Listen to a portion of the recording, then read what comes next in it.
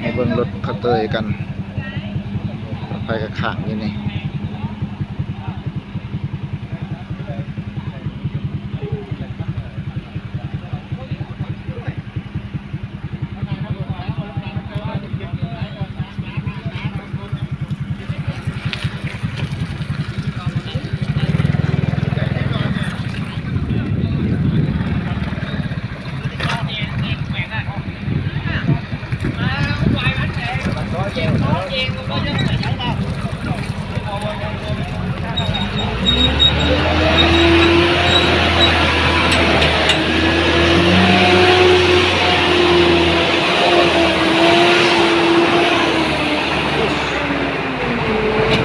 สุขภาพสมองก็จะอยู่นี่ไปไหนอ่ะไปสวนโอ้รถนี่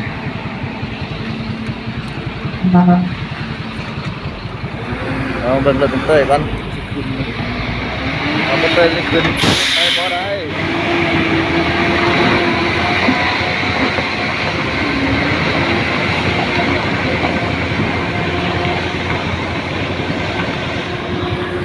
แก่แบบนี้ว่าบ่ได้ไปก่อนตอนแรกจึงมาเบิ่งตำลุบ่โอ้ยห้องแคบขนาด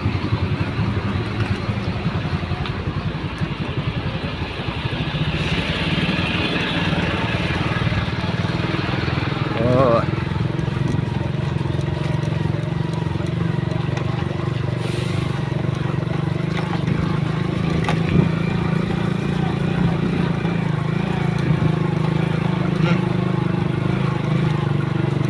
ชิดกระทาง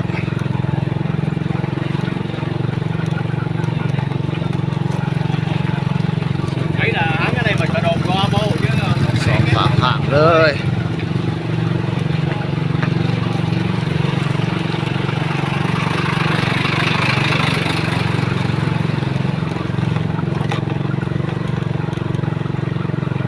บ่มีไฟแดงกันมีรถติด